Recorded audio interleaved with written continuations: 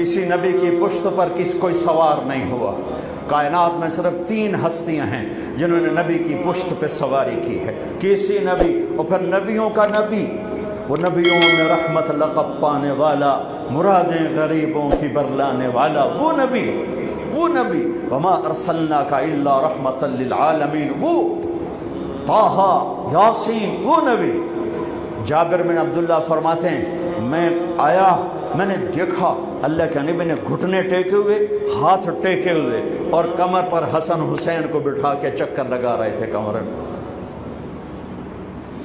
اور ان کو کہہ رہے تھے کیف مطیتکما، تمہارا اونٹ کیسا ہے، تمہارا اونٹ کیسے. اور پھر دونوں کو اتارا. تیسرا کون ہے؟ دونوں کو اتارا اور اپنی نواسی زینب ان کو کمر پہ بٹھایا، اور پھر پورے کمرے میں چکر لگا رہے ہیں، چکر لگا رہے ہیں، چکر لگا رہے ہیں.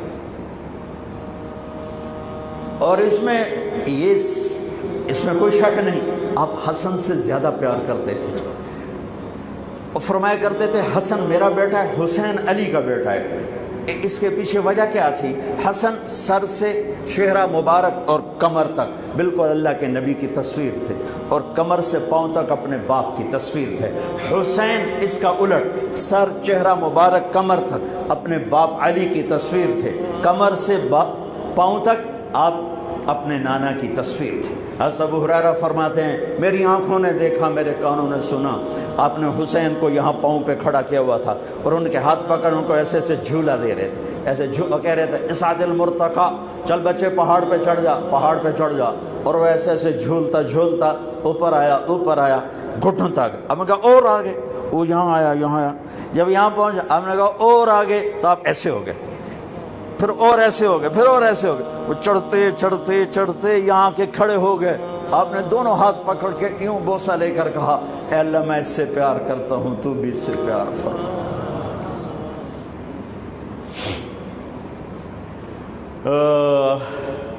آپ کو پتا تھا ان کے ساتھ کیا ہونے والا ہے، اس لیے 6-7 سال کی عمر میں اتنی محبت دی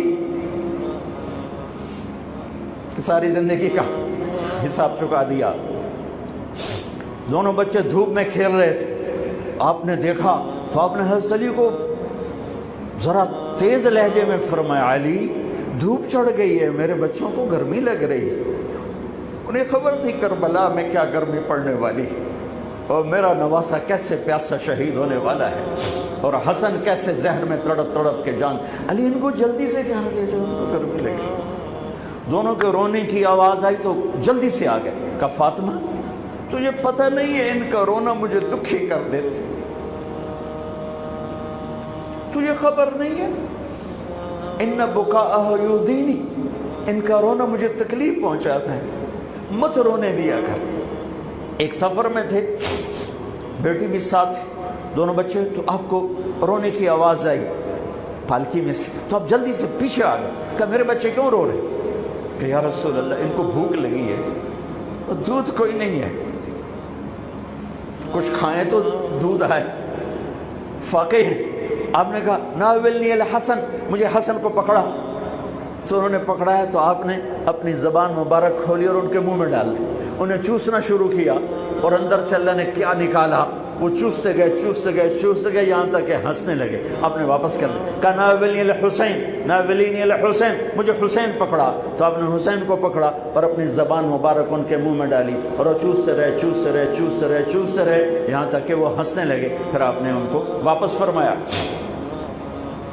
دونوں بچے آپ کے پیٹ پر آپس میں گھل مل رہے ہوتے تھے، لوٹ پوٹ ہو رہے ہوتے، لڑ رہے ہوتے تھے، گلے مل رہے ہوتے تھے. آپ ان کو پیٹ پہ لٹا کے ان کو دیکھ کے خوش ہو رہے ہوتے تھے، ان کے ساتھ ہنسی مذاق فرما رہے ہوتے تھے. نماز کے سجدے میں دونوں بھائی اوپر بیٹھ گئے. لوگوں نے پکڑنا چاہا تو آپ نے ہاتھ کا اشارہ کر کے روک دیا، نماز میں اشارہ کر کے روک دیا. سلام پھیر کے دونوں کو گود میں بٹھایا.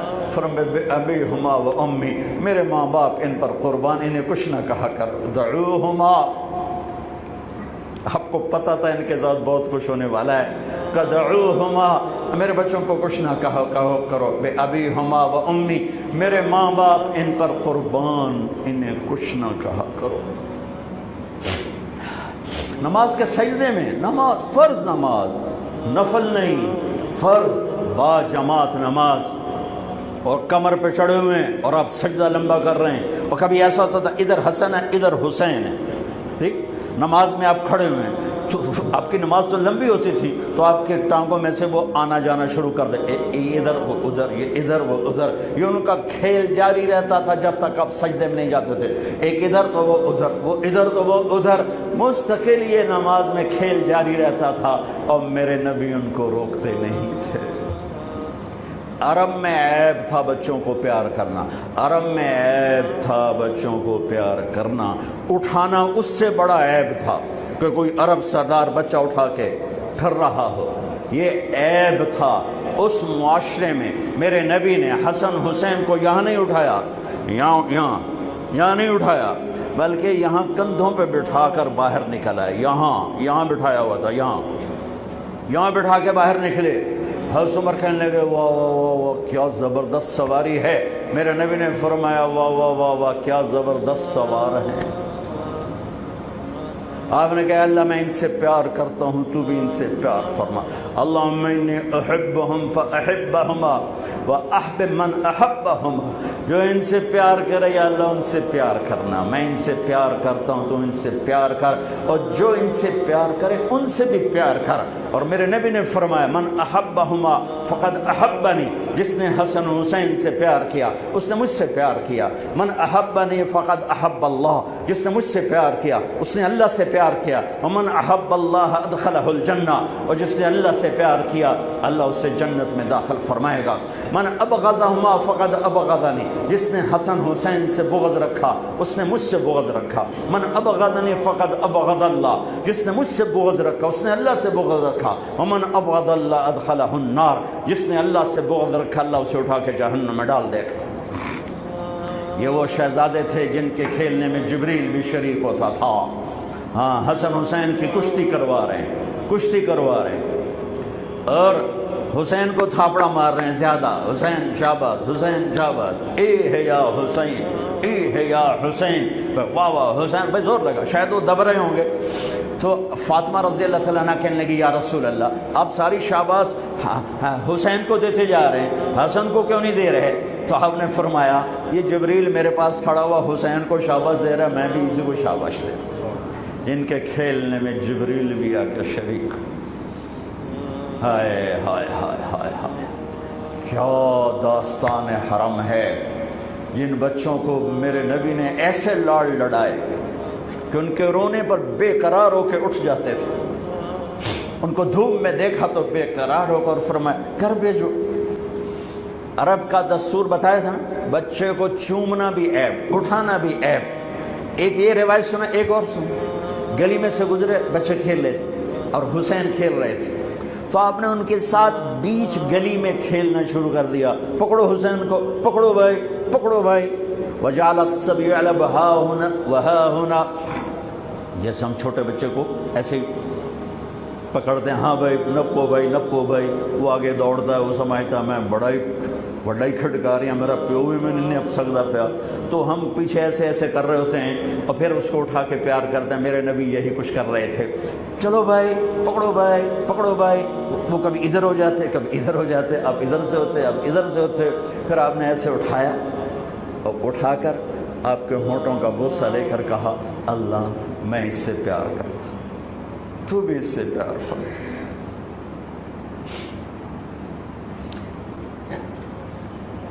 اتنی عالی نسل، اتنی پاکیزہ نسل، اور پوری ذبح ہو جائے کربلا کی مٹی میں۔ اگر میرا اللہ چاہتا تو، اگر میرے نبی چاہتے تو اللہ سے مانگ لیتے یا اللہ آرام نالی مر جاون مدینے چ۔ سب سے زیادہ تو اپنی اولاد کے لیے ہوتا ہے آدمی بے قرار۔ اور ام سلمہ سے فرمایا، ام سلمہ آج ایک فرشتہ آ رہا ہے ملنے کے لیے، تو کسی کو اندر نہیں آنے دینا۔ ام سلمہ دروازے پہ کھڑی ہو گئی، اتنے میں حسین آ گئے کھیلتے ہوئے، وہ اندر جانے لگے تو انہوں نے روک دیا، روکا تو وہ رونے لگے تو انہوں نے چھوڑ دیا۔